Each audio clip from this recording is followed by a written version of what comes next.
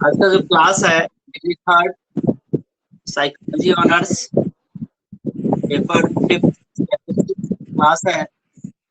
आज का जो टॉपिक है वह है application of ANOVA in case of only 2 groups. अभी तक आप लोगों ने पिछले क्लास में देखा कि 2 से अधिक ग्रुप जब यदि हो तो वैसी स्थिति में एनोवा वन वे एनोवा कैसे निकालेंगे यह जाना। आज यानी कि 2 समूहों के बीच के अंतर को जानने के लिए आज एनोवा यानी कि वेरिएंस काउंट करेंगे। हालांकि 2 ग्रुपों के बीच की अंतर की सार्थकता ज्ञात करने के लिए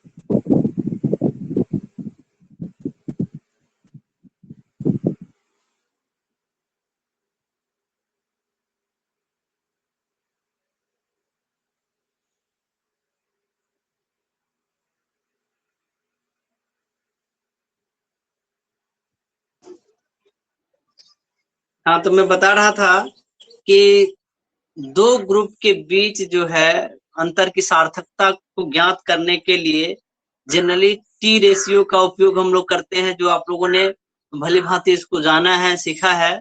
तो टी रेशियो के द्वारा तो ऑलरेडी निकाल सकते हैं दो माध्यमों के बीच की अंतर या 2 समूहों के बीच की अंतर की सार्थकता को, लेकिन उसको हम एफ टेस्ट या फिर एनालिसिस ऑफ वेरिएंस के द्वारा कैसे ज्ञात करेंगे यह आज आप लोग इस क्लास में जानेंगे।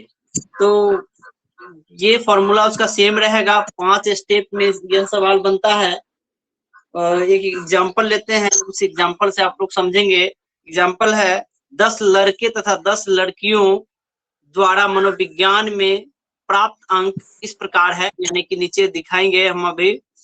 प्रश्न है कि लड़के तथा लड़कियों की उपलब्धियों में कोई वास्तविक अंतर है, यानी कि 10 लड़का और 10 लड़कियों का स्कोर दे दिया जाता है और दोनों में एफ टेस्ट यानी कि एनालिसिस ऑफ वेरिएंस या फिर एनोवा निकाल करके यह आपको बताना है कि क्या लड़के तथा लड़कियों की उपलब्धि में कोई वास्तविक अंतर है तो ठीक है, नहीं है तो नहीं है।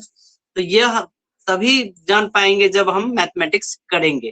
तो मैथमेटिक्स शुरू करने से पहले आप लोग देख लीजिए स्क्रीन पर, ऑन स्क्रीन हम दिखाते हैं, वहां समझाने में आसानी होती है।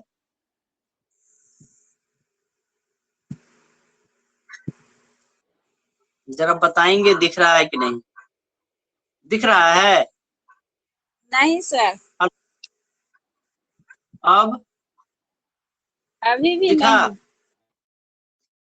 अब दिखा? नहीं। हेलो, जी सर, हाँ दिख रहा है। दिख रहा है ना? जी। आज का चलिए, वेरी गुड। टॉपिक है आज का analysis of ANOVA in case of only 2 groups. ठीक है, फॉर एग्जाम्पल मैंने लिया है, इसमें है 10 लड़के तथा 10 लड़कियों द्वारा मनोविज्ञान में प्राप्त अंक निम्न है। प्रश्न है कि लड़के तथा लड़कियों की उपलब्धियों में कोई वास्तविक अंतर है। इसको ज्ञात करने के लिए यहाँ आपको ये जो है बॉयज एंड गर्ल्स, इस दोनों का स्कोर दे दिया रहेगा, ये भी स्कोर रहेगा और ये भी स्कोर दे दिया रहेगा, दोनों स्कोर दिया हुआ रहेगा। और आपको निकालना है x1 का स्क्वायर और x2 का स्क्वायर, ये काउंट करना है 2 ग्रुप में।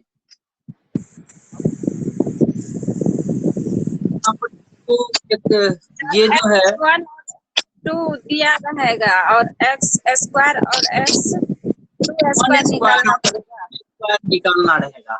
ये कैसे निकालेंगे वो जान लेंगे। पहले x1 और x2 को सम कर लेंगे, सम में सिग्मा निकाल लेंगे। सिग्मा x1 बराबर 543 आया, उस तरह सिग्मा x2 बराबर आया 595। ये दोनों काउंट हो गया। अब जो है ये निकालना है, ये x1 का स्क्वायर और x2 का स्क्वायर, इसको कैसे निकालेंगे? तो x1 जो है उसको जितना अंक है उसको उतने अंक से गुना कर देंगे। जैसे 60 को 60 से गुना करेंगे तो 3600 हो गया। उस तरह 55 को गुना करेंगे 3025 हो गया। 50 से गुना करेंगे तो 2500 हो गया। 45 को गुना करेंगे तो 2025। 65 को गुना करेंगे 4225। 61 को गुना करेंगे तो 37। तो 2801 और 47 को गुना करेंगे तो 2209। 49 को गुना करेंगे तो 24.1 और 60 को गुना करेंगे तो 36। ये हो गया टोटल यहाँ पर। तो 2997 आया। यहाँ पर सिग्मा x1 के स्क्वायर बराबर 2997। इसी तरह से दूसरा का भी निकालेंगे। 65 को गुना करने पर 4225, फिर 4225। 55 को गुना करने पर 3025, फिर 3025। 70 को गुना करने पर 4900। 60 को गुना करने पर 3600। 48 को गुना करने पर 2304। 58 को गुना करने पर 3364। 62 को गुना करने पर 3844 और 57 गुना करने पर 3249। ये सारा स्कोर जो है उसको हम नीचे में जोड़ लेंगे। ये सिग्मा x2 स्क्वायर हो जाएगा। ये आया 35761। ये आया, ये निकल गया। अब क्या करेंगे आगे? आगे जो है n निकालेंगे। तो यहाँ पर दो है, दो को ग्रुप है तो n1 प्लस n2।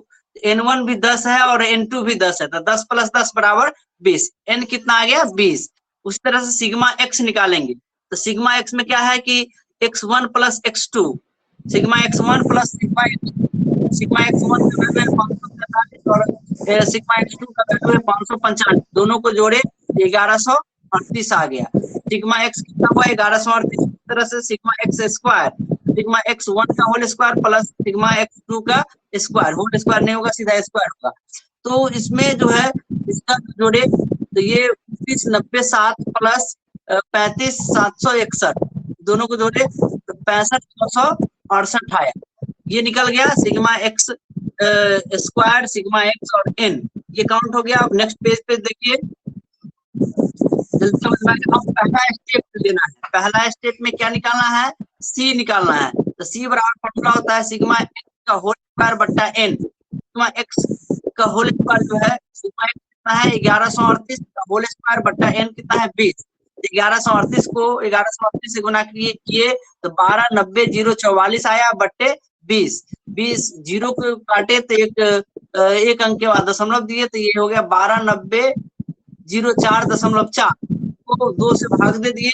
ये भागफल आया 64,752। ये आ गया। सी कितना निकला? 64। हाँ 1290,44 नहीं है। अरे 44 कितना है?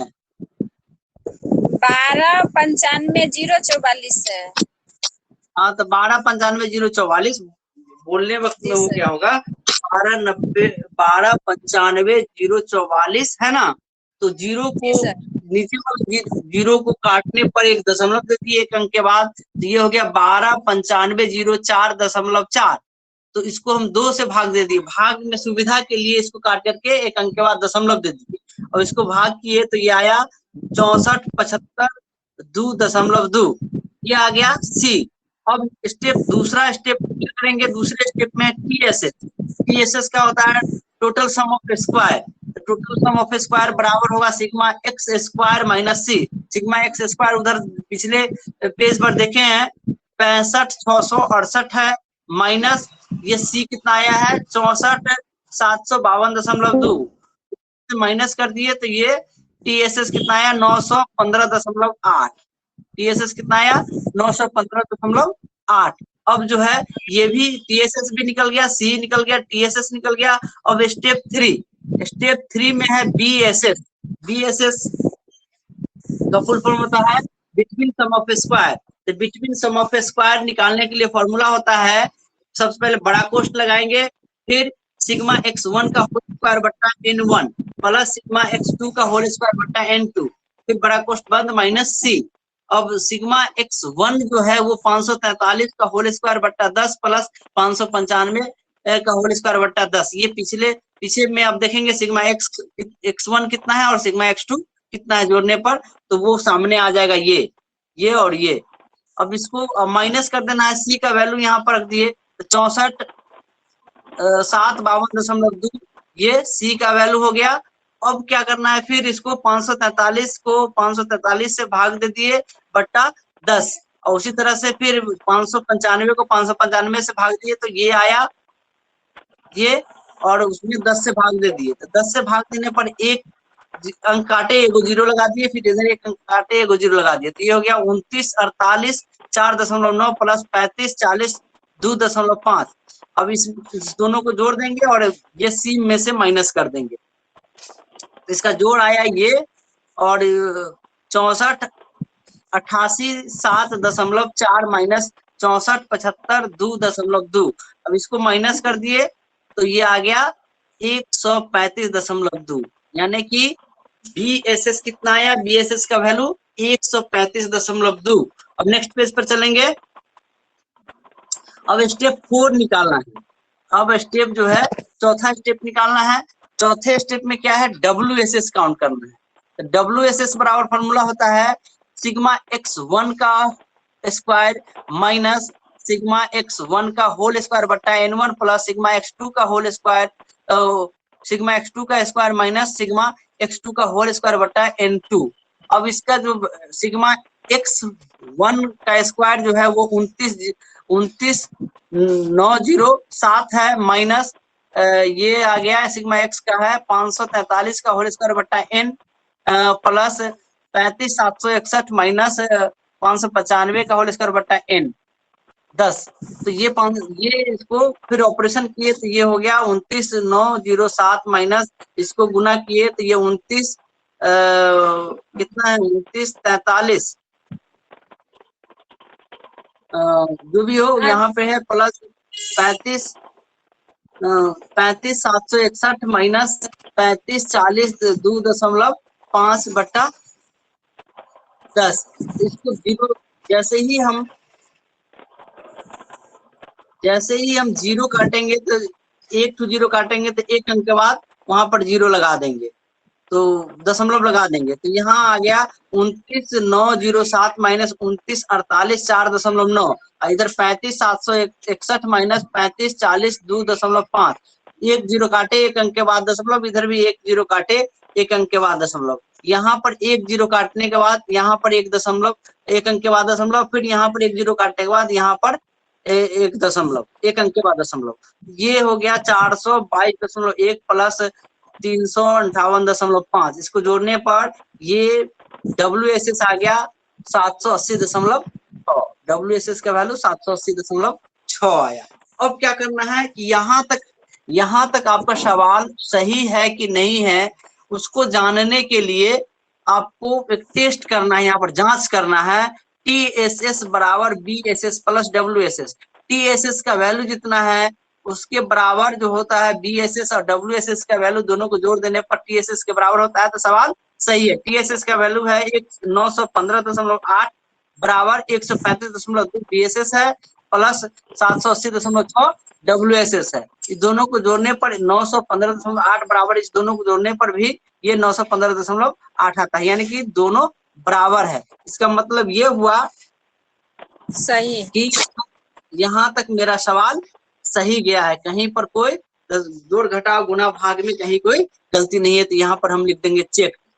ठीक है, यदि ये दोनों बराबर नहीं होता है तो वैसी स्थिति में क्या होगा, सवाल कहीं ना कहीं हम मिस्टेक कर दिए, कहीं ना कहीं जोड़ घटाव गुना भाग में गलती हो गई है, फिर उसको हम रीचेक करेंगे यहाँ तक, और रीचेक करने में धराएगा तो फिर जैसे ही ये जब तक ये दोनों बराबर नहीं आता है आपका सवाल सही नहीं जा रहा है, निश्चित रूप में कहीं ना कहीं गलती है।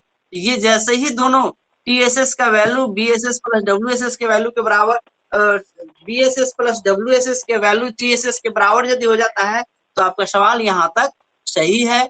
अब ये चेक हो गया। अब जो है स्टेप 5 निकालना है। स्टेप 5 में है डीएफ। डीएफ निकालने के लिए 3 डीएफ इसमें निकलेगा।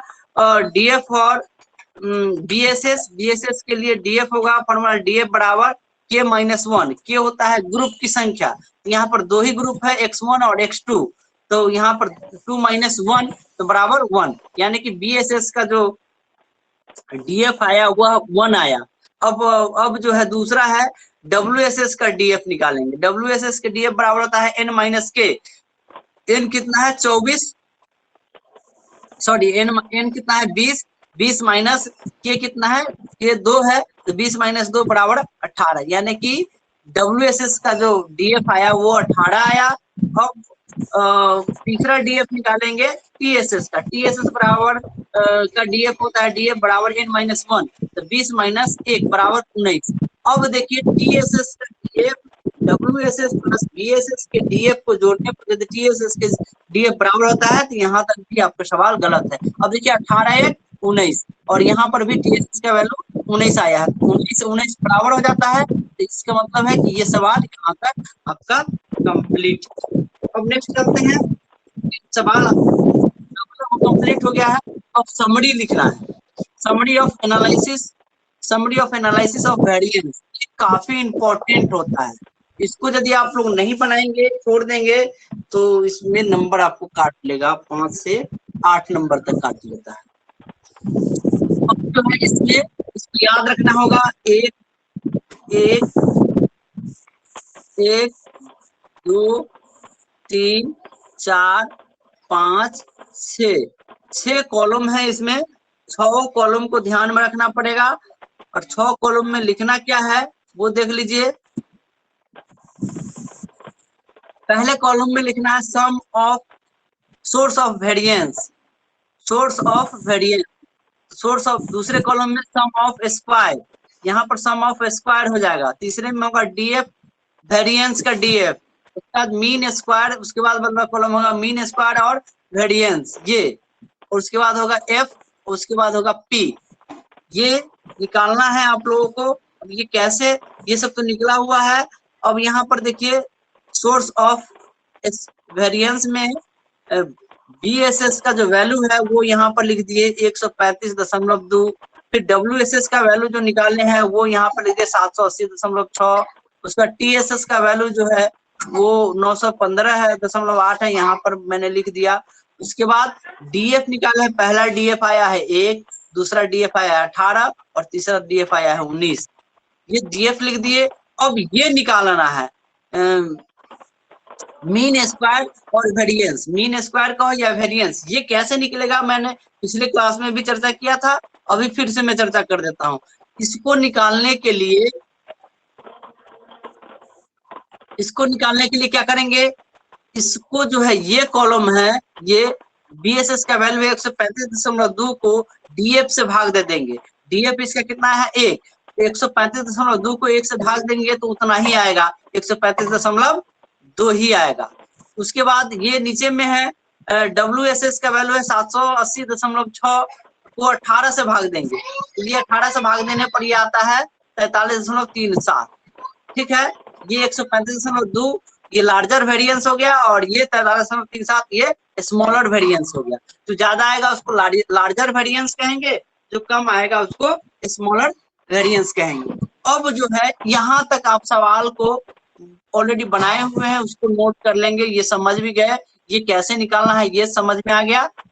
अब जो है एफ कैसे निकालेंगे, एफ के लिए यहाँ पर फॉर्मूला है लार्जर वेरिएंस, जिसको और बीएसएस भी कर सकते हैं, लार्जर वेरिएंस बीएसएस बटा स्मॉलर वेरिएंस डब्ल्यूएसएस। तो बीएसएस का वैल्यू 100, यहाँ पर देखेंगे वेरिएंस में ये वेरिएंस है 135.2 है, 135.2 बट्टे दूसरा है 43.37, 43.37 से भाग दे दिए तो भागफल कितना आया 3.12। आपका एफ का वैल्यू कितना आया 3.12, यहाँ पर लिख दीजिए। उसके बाद इसकी सिग्निफिकेशन की जांच करेंगे, जांच करके तब ये कॉलम लिखना है, ये वाला जांच करेंगे तो ये यहाँ पर मैंने लिख दिया है। उसके बाद मैं बताता हूँ नीचे में कैसे जांच किया गया है।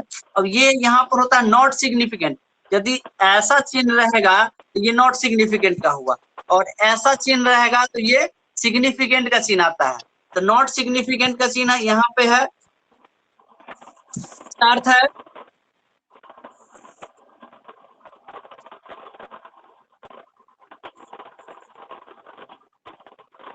नॉट सिग्निफिकेंट 0.05 लेवल हो गया ये, क्योंकि वैल्यू जो है आपका ये आया है 3.12। अब यहाँ पर लेवल ऑफ सिग्निफिकेंस में क्या लिखना है वो जान लीजिए। टेबल W से यहाँ पर देखेंगे level of significance, table W से पता चलता है कि लार्जर मीन स्क्वायर के लिए DF1 तथा स्मॉलर मीन स्क्वायर के लिए DF18 पर F को 0.05 तथा 0.01 स्तरों पर सार्थक होने के लिए क्रमशः 4.41 तथा 8.28 होना चाहिए था। प्राप्त F जो है 3.12 है, जो 0.05 लेवल से भी कम है। अब यहाँ पर जो आपका F का वैल्यू आया है, आंसर जो आया है वह दोनों से कम है। अतः 0.05 स्तर पर सार्थक नहीं है। यहाँ शून्य परिकल्पना स्वीकृत हो गई कि लड़के तथा लड़कियों की उपलब्धियों में कोई सार्थक अंतर नहीं है, अतः इनकी उपलब्धियों पर यौन कारक का कोई सार्थक प्रभाव नहीं पड़ा। समझ में आया? यानी कि तात्पर्य है कि यौन कारक पर इसका कोई प्रभाव नहीं पड़ा है। आप देख सकते हैं कि क्वेश्चन में था कि लड़के तथा लड़कियों की उपलब्धियों में कोई वास्तविक अंतर है। यहाँ पर जब आपका जो शून्य परिकल्पना है वो स्वीकृत हो जाता है, कि स्वीकृत का अर्थ यह हुआ कि लड़के तथा लड़कियों के बीच उपलब्धि का कोई सार्थक प्रभाव नहीं पड़ा है। अर्थात कहने का तात्पर्य है कि लड़के तथा लड़कियों की उपलब्धियों में कोई वास्तविक अंतर नहीं है, दोनों का सेम आया है। यदि यहीं पर दो सिग्निफिकेंट हो जाता तब यहाँ पर कहते हैं कि लड़के तथा लड़कियों के उपलब्धि पर सार्थक प्रभाव पड़ा है, लेकिन ऐसा नहीं आया है। इसलिए यहीं पे ये आपका कंक्लूजन हो जाएगा, निष्कर्ष हो जाएगा। और आगे मैं दिखाता हूँ, इसी में कुछ एग्जाम्पल मैं दे दिया हूँ जो आप लोग इसको बनाएंगे तो देख लीजिए। बहुत आवाज आ रहा है, दिख रहा है? दिख रहा है? नहीं सर, नहीं, अब दिख रहा है? अभी भी नहीं दिख रहा। अब जी दिखा? जी सर। चलो अब इसको मैं दिखाता हूँ, ये सब तो मैं बता ही दिया हूँ। आगे बढ़ते हैं।